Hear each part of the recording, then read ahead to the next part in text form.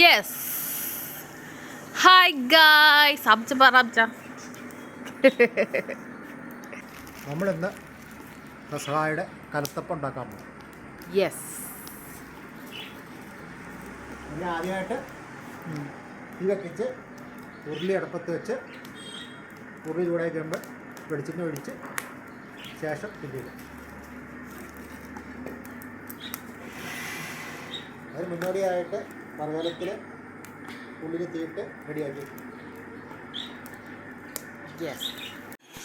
അപ്പത്തിനുള്ള മാവ് നമ്മൾ റെഡിയാക്കിയിട്ടുണ്ട്. മാവ് നമ്മൾ ഉള്ളിലേക്ക് ചേർക്കണം.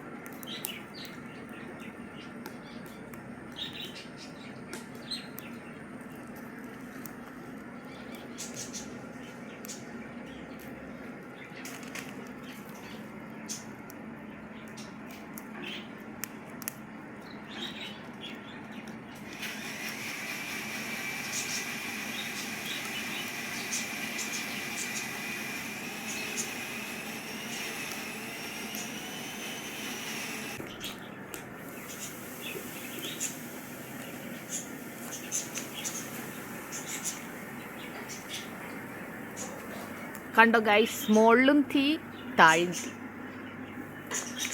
അല്ലേ അച്ഛാ? മുകളിലും തീ അടിയിൽ തീ.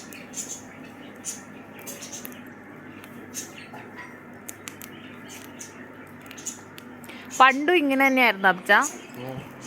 ദോശക്കല്ലേൽ ചുട്ടെടുക്കാം. ആ, പരമ്പരാഗതമായിട്ട് ഉണ്ടാക്കിക്കൊണ്ടിരിക്കുന്നത് ഇങ്ങനെയാണ്. ഈ രീതിയിലാണ്.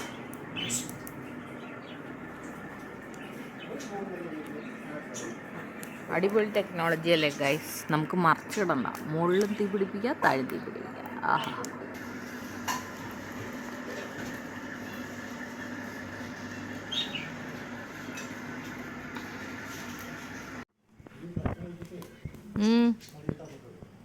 ഓക്കേ. അപ്പം വാങ്ങാൻ പോവാണ്. യെസ്. അതിന് ആദ്യമായിട്ട് ഈ നമ്മൾ താഴെ ഇറക്കി വയ്ക്കാൻ പോകണം. യെസ്. കണ്ടോ ഗായ്സ്, മോളിൽ നിന്ന് താഴെ ചുട്ട അപ്പം കണ്ടോ?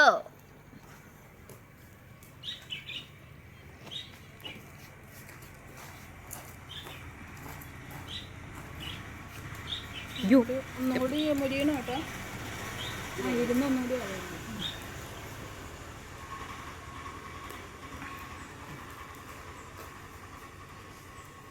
ഉൾക്കപ്പം ഉണ്ടാക്കാൻ പോവാണ്. അതിനായിട്ട് മാവ് ഇട്ടിത്തട്ടിൽ ഒഴിക്കാൻ പോകണം. ഒത്തിരി കനം വേണ്ട കേട്ടോ, കുറച്ച് വരും.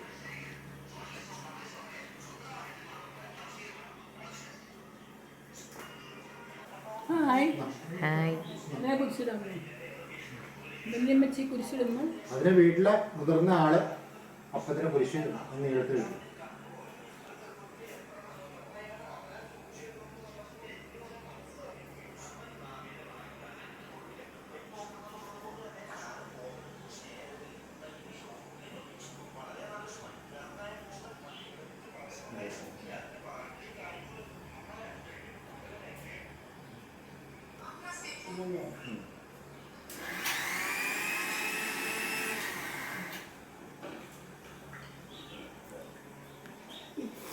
താങ്ക് യു അമ്മച്ചി.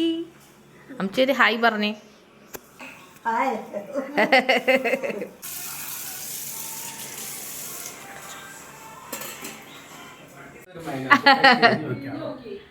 കഴിഞ്ഞ് ദുഃഖവെള്ളിയെ കഴിഞ്ഞ് ദുഃഖശനിയാഴ്ച കഴിഞ്ഞ് ഈസ്റ്ററിന് രാവിലത്തെ ഭക്ഷണത്തിന് നമ്മൾ പിടി ഉണ്ടാക്കാൻ പോവാണ്.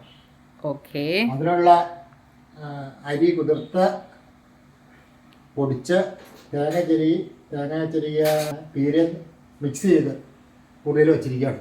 ഇനി നമ്മളിത് സ്റ്റൗ കത്തിച്ച് സ്റ്റൗവിൽ വെച്ചിട്ട് വറുത്തെടുക്കും. ഈസ്റ്ററിന് സൺഡേ വെളുപ്പിന് ഭക്ഷണം ഉണ്ടാക്കി 10 മണിയാകുമ്പോഴത്തേക്കും ഒത്തിറച്ചിയും കൂട്ടി കഴിക്കും. അമ്പോ പൊളി.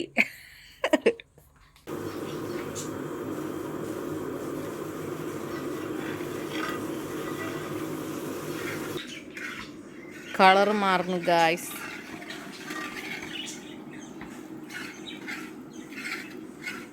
ഡിഷിലേക്ക് പൊടി മാറ്റി.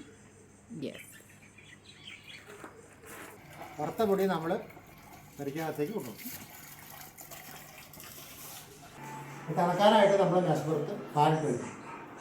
പെസഹപ്പാൽ കുറക്കാനുള്ള തേങ്ങ മിക്സിയിലടിച്ച് പിഴിഞ്ഞെടുക്കണം.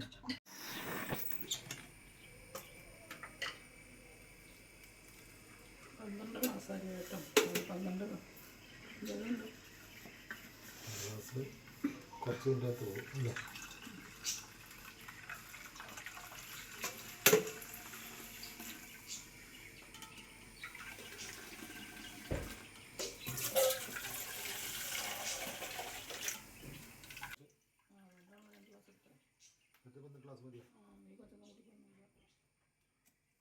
പെസഹപ്പാലിനുള്ള പാല് റെഡിയാക്കി ഇതിൻ്റെ അടുത്ത് ശർക്കരയാണ്. നമ്മൾ ശർക്കര പൊട്ടിക്കുക.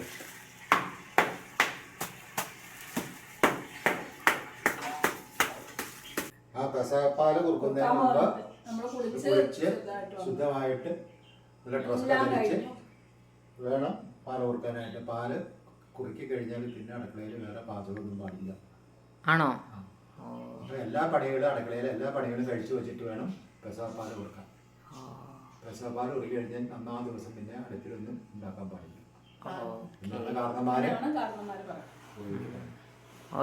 അപ്പോൾ പാല് കുറുക്കാനുള്ള അടുത്ത സ്റ്റെപ്പ് എന്ന് പറഞ്ഞാൽ നമ്മൾ അതിലേക്ക് ശർക്കര ചേർക്കും.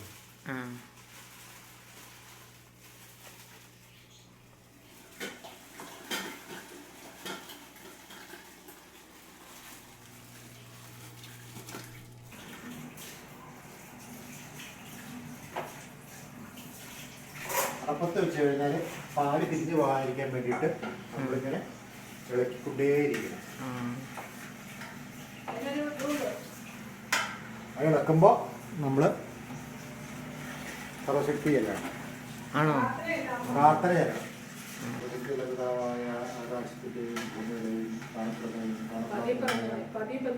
സകലത്തിൻ്റെയും സൃഷ്ടാവായ